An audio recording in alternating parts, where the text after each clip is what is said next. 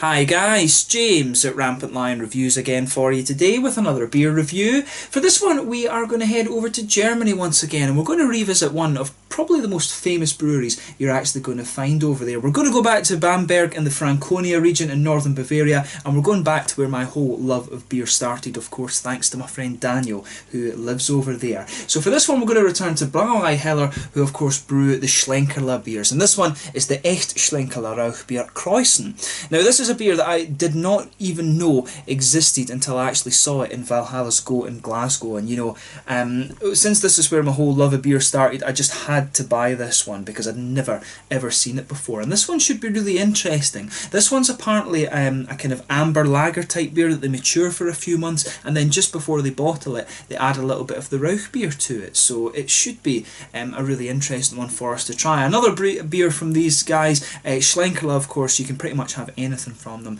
and you won't be disappointed with it. So really looking forward to this one, and as always I hope you guys enjoy my take on this beer.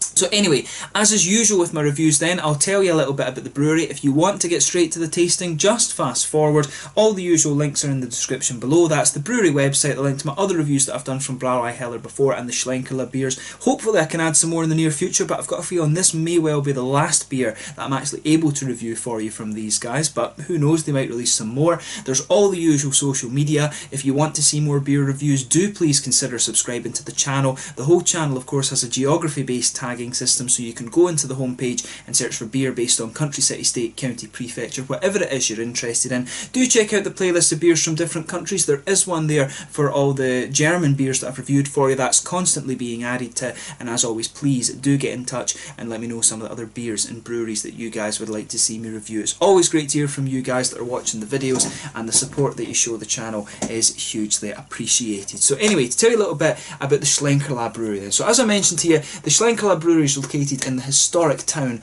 of Bamberg in Franconia in the northern part of Bavaria in southern Germany. It's a really beautiful part of the world, famous of course for having something like 300 breweries in that small region, which is the biggest number of breweries per head of the population anywhere in the world. And Bamberg is quite cool because it went largely untouched during the war, of course, so it really is a kind of original classic German town, if you like. There's a lot of monasteries and churches and things like that that you can go and visit, and of course it is very famous for its beers as well. I think there's about 8 or 9 brew houses actually in the town itself, and definitely they're all worth visiting, but probably the most famous of all of them is the Schlenkerla one, or at least it's probably the most well known internationally and things like that. But Bamberg really is worth a visit. But the brew house itself is located on Dominikanerstraße in the city, and the Brauhaus was neighboured by a Dominican monastery which the street was named after. So the history of the tavern actually started with the formation of the monastery back in the 14th century, and the first mention of a brewery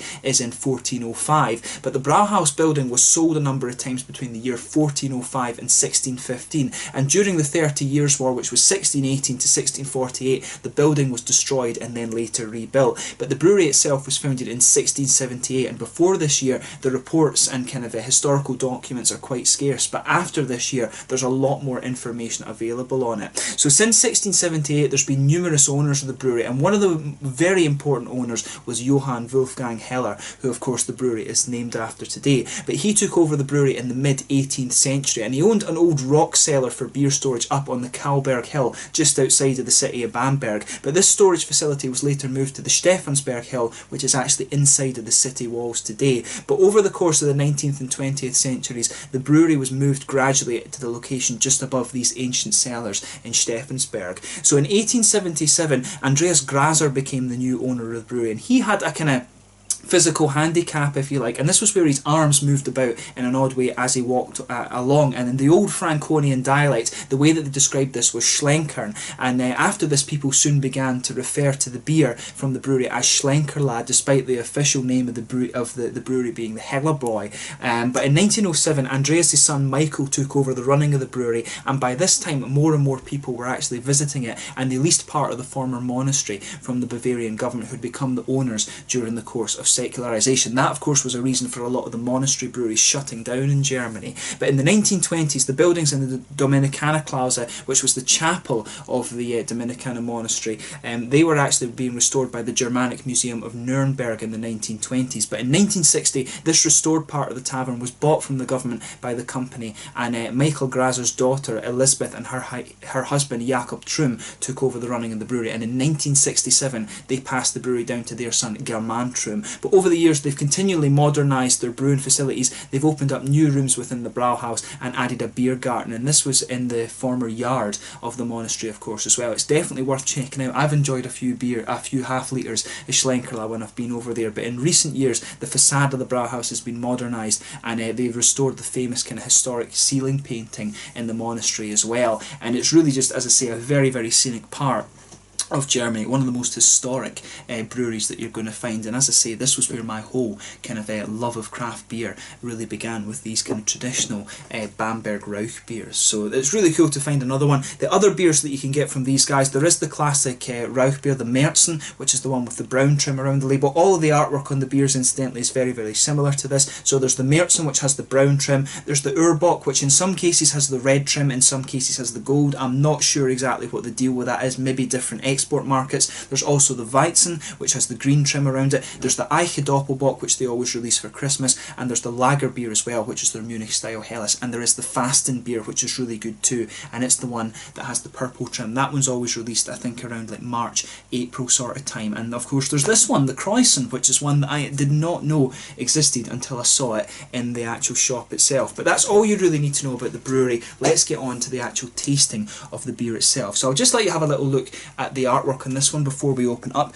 There you can see the traditional, or the classic I should say, Schlenkerla label on this one. There you can see Andreas Graser in the bottom with this kind of wax stamp sort of thing. He of course was the man who was Schlenkern, and who the beer became known colloquially as Schlenkerla after. He's also on the bottle cap of this one. All the bottle caps on these beers, incidentally, are different depending on which one it is you have. Usually it's just a different colour to match the trim. And there you can see the famous Rathaus, the famous kind of townhouse, if you like, from in Bamberg there. And that was one of the things that was always quite funny. My mum always found that funny when we were in Germany, that the townhouse where the politicians would be was called the Rathaus. You know, politicians, of course, not very liked in all the countries, but I always found that was one thing I always found quite funny about Germany as well, the townhouse being called the Rathaus, and you'd have politicians there. But for this one, it says on the back here, Schlenkerla, in the historic smoked beer brewery. In the world of German brewing, Kräusen refers to the intense proliferation of bubbles and foam formed during the fermentation of a young or green beer, and Aufkräusen literally means to kreuzen it up. So this refers to a historic brewing technique in which some green beer is added to a fully matured lager. So Schlenkerla Kräusen is an amber coloured unfiltered lager beer with beautiful malt flavours and a slight smokiness. It matures for a month in the deep rock cellars underneath Schlenkerla Brewery and is kreuzened with the Echt Schlenkerla Rauch beer just before bottling. So like I said, this one is kind of a sort of amber lager, if you like, matured, and then blended with a little bit of the kind of classic Rauch beer before it goes into the bottle. But yeah, it should be a really nice beer. So without further ado, let's get this guy out and we'll get on with the tasting then. Now, if someone asked me what is my favourite beer that you get from Schlenkerla, it would be a very, very difficult question actually. I mean, probably the Eiche Doppelbock is my favourite out of all of them, but I do like the Urbock as well, you know, because the kind of Doppelbocky one. But you know, all of the beers that you're going to find from Schlenkerla are really nice, and you get a lovely whiff of that kind of classic, that sort of classic meaty smoke, that sort of roasty barbecuey smoke that you expect of the Schlenkerla beer when you pour this one. So as you can see with this beer, and as you would expect from a lager beer, this one's poured a nice kind of rich amber colour there. It looks really, really nice. There's a solid 2 fingers or so of a frothy white head on that one. It's kind of turning away to be a little bit bumpy at the edge, but when it poured at the start, it was very, very frothy. If I put my fingers behind the glass, you can see there is a degree of transparency to this beer, but it is quite hazy. Some big bubbles sticking towards the side of the glass, and quite a few little ones just heading up towards the bottom of that head there. But you know, overall, it looks pretty nice, and it looks exactly as you would kind of expect a sort of amber lager beer to. But of course, when it comes to adding a wee bit of Rauch beer to this one, the Rauch beers are always going to be a little bit darker. So a bit of the darkness you'll have in this beer will be attributed to the blend of the Rauch beer, but pretty much looks as I was expecting. So let's take a closer look at the aroma then and just see how we get on with this one. Oof, yeah. So yeah, straight up with this one you get that nice kind of almost meaty smoky quality of the beer. I always say in Scotland, when it comes to smoking things here in Scotland, it's always more of a kind of earthy, kind of peaty sort of thing you get from the smoky character. In this one, it's a straight up kind of almost like charred meat kind of thing that you get from this, a sort of charred pork, and it is absolutely lovely. It's like ham, definitely. But yeah, underneath that, you can definitely pick up that there's a little bit of a sweet caramel in there. It's a little bit toasted. There's maybe a little element of a kind of biscuity aroma in there as well.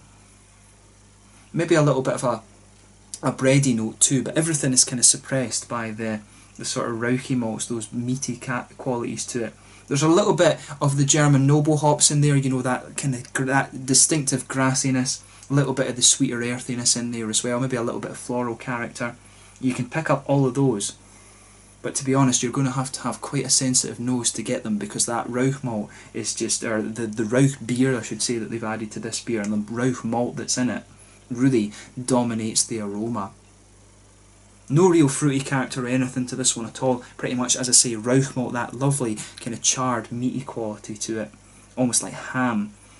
As I say, a little bit of caramel in there, a little bit toasted, some biscuity notes as well, some kind of brown bready quality, and a little bit of a kind of grassy floral sort of thing, those typical German noble hop qualities that you'd expect. But without further ado, let's get stuck into this beer then. So this one is the Schlenkerla Kräusen from Brauerei in Bamberg in Franconia in the northern part of Bavaria in Germany. Once again, a shout out to my friend Daniel, who introduced me to this beer. If it wasn't for him, you wouldn't have me reviewing the beers for you here on YouTube. So let's get stuck into this beer. Slanger, Skull, Prost.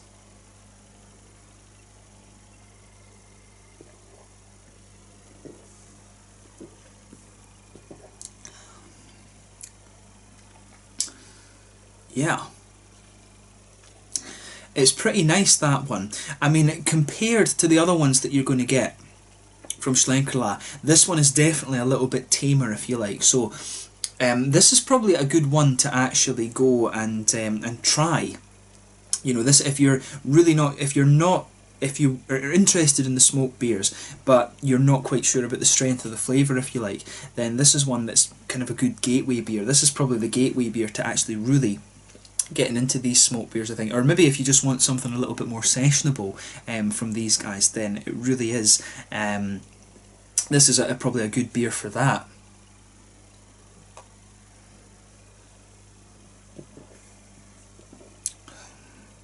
But I tell you something, it is really quite nice. It's a cracking, you know, sort of lager beer that is definitely worth having a go at. I would, you know, not going to hesitate to drink this one again. One of the things I always found interesting about the Schlenkerla beers, as much as I love these beers, you know, I could not sit down and drink, you know, more than one of them at a time. You know, for me at least, they're really strong in flavour, they're really quite heavy, but it's always quite funny, you know, you go to the Brauhauses and you see people just sitting there drinking, and you know, drinking pints, or drinking half litre and after half litre of these beers, and for me, I'm just wondering, you know, where do they put this? For me, it's all about, you know, just, I would taste a beer and then taste a different one and things like that. I don't know how, especially with massive flavour beers like that and heavy beers, you know, I really don't understand how folk can do that. So I always find that quite funny when you go to the Brauhauses and things, but the beer is top notch, of course.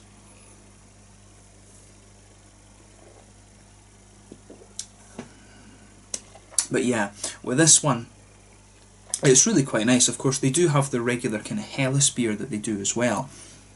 So for this one, I would say you've got that nice brown bready quality that just blankets the middle of your palate. On top of that, you get a little bit of the nice Rauch malt there. The Rauch malt and that kind of meaty quality is sitting there in the middle of your palate as well. As you go right into the kind of meaty qualities actually that this beer has, it is kind of completely infused into that kind of bready base that the beer has. It's definitely a kind of German, it's not quite pumpernickel, but it's just got that nice, slightly browned German bread quality to it. German bread, I think, is probably one of the best in the world. I always enjoyed going to the bakeries when I was living in Heidelberg, and you know, the German cakes, of course, as well. Very, very difficult to beat. But that smoky quality that this beer has really is kind of infused into that bready base that the beer has. Right in the centre of your palate, you can pick up that there's a little bit of a kind of sweet caramel in there. It's not too sweet, if that makes sense, but as you go out towards the sides of the palate, there's a little bit of a biscuity flavour that starts to evolve, and that comes out a little bit more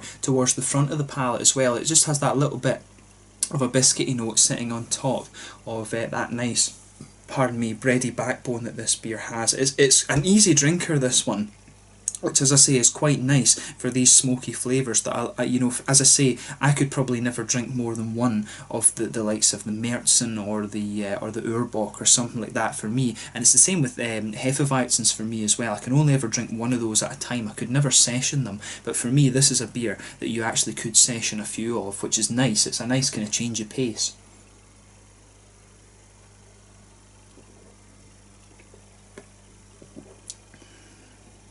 But yeah, that the meaty flavour just kind of starts off quite strong. It is quite smoky at the beginning, then it just evolves as you kind of go further and further into the aftertaste and becomes a little bit more hammy and meaty, and then you start to get the biscuity flavours kind of blending in with that, and the bready qualities start to come out as you go further into the aftertaste as well. On the fruity side, on the hoppy side of things, you know, it is pretty much what you'd expect. The German noble hops, the Hallertau and the Tettnanger, have a really distinctive flavour.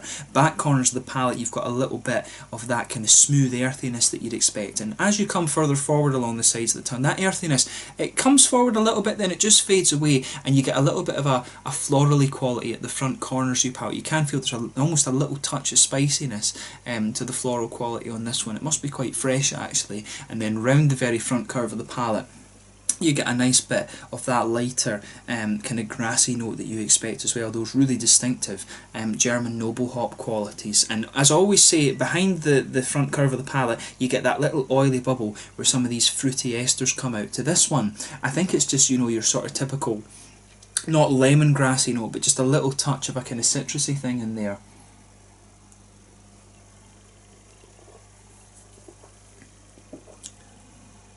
Yeah.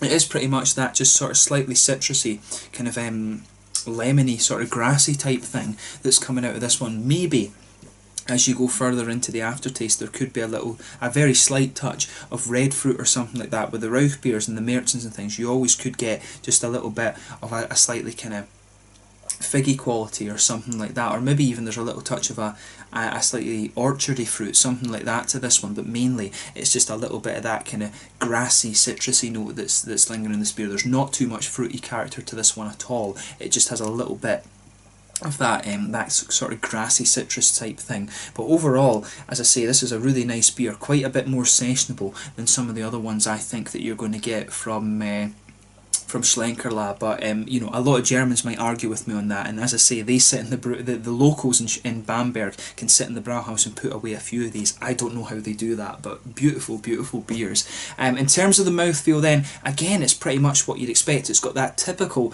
kind of Franconian Bavarian smoothness to it, this one. So yeah, I would say this one, it's a light-bodied beer, but maybe kind of pushing the top end of light-bodied. Carbonation's very soft. The mouthfeel is kind of balanced between being wet and a little bit more oily. The oily quality helps bring out some of the kind of more complex notes to this beer, a little bit of the brown sugar and the biscuity notes and things, but the kind of smoothness and the wetness of the beer, that kind of makes it quite sessionable, like I was saying. There's a little touch of hoppy bitterness to this one, but by no means is this beer going to blow your head off in terms of IBUs. Some of the hoppy bitterness, a little bit of the floral qualities are kind of sitting there on the edge of the tongue with this one a bit more, and that's quite interesting because I think this beer must really be quite fresh. I must have bought this just after the shop had got it in Glasgow but it has a little bit of hoppy bitterness to it. You've got a good balance in the malt base. There's a good balance between that smokiness and the sort of smoother, sweeter qualities to the beer, and there's a wee teeny touch of that kind of citrusy fruit that's mixing with the grassy flavours in there. But overall, like I said, a really, really nice beer, this one. And probably if you go along to the brew pub, if you're not quite sure how you take to a full kind of whack of smoke, then this is probably a good one for you to go for as well. And it is cool to see them, a traditional brewer like this, sort of reviving an old brewing technique. It is cool to see that they are still reviving old things and putting new beers out there. One thing I would love to see Schlenkerla do is brew a Scotch ale, but probably in reality that is never going to happen. I don't think they've got a Dunkel actually either. I don't think they've got like a... They have got their Helles beer that they do, but it'd be cool to see them do a sort of Munich style Dunkel with the Rauch malts too. Maybe that's a little bit more kind of plausible and things. But overall, like I say, really nice beer, this one. Certainly wouldn't hesitate to drink it again, and I would recommend those to drinkers who like the smoky flavours but want something a little bit more sessionable, or if you're interested in trying smoked beer for the first time but not sure how you would kind of adjust to it a little bit, or if it would be too heavy. This is probably a good kind of gateway beer in that sense as well. But as I say, it's cool to kind of highlight one of these kind of ancient brewing techniques, and it's cool to see one of the traditional breweries doing that. So yeah, let's leave it at that for this one. A really interesting beer, this, and I'm glad that I got to review it. So once again, thank you for watching my beer reviews. Until the next time, please like, subscribe, share, all the usual YouTube stuff. Let me know your own thoughts on this beer in the comment section below. Let me know what your favourite one of the Schlenkerla beers is. Do go and visit the tavern in Bamberg if you find yourself there. Really beautiful little town. It's a lovely place. Franconia is just a beautiful part of the world. The Germans I've always found are great, but Scotland and Germany always get on very, very well, and the great country, great beer. What more can you ask for? But a lovely beer, this one. Glad I got to review it. Thanks again for watching, and I will catch you guys very soon. The Kräusen beer from the Schlenkerla Brauhaus in Bamberg in Franconia in the northern part of Bavaria in Germany. Until the next time, it's landed just now, and I will catch you guys very soon. Make sure you check out this beer. Hopefully I can review more from Schlenkerla in the future. Prost.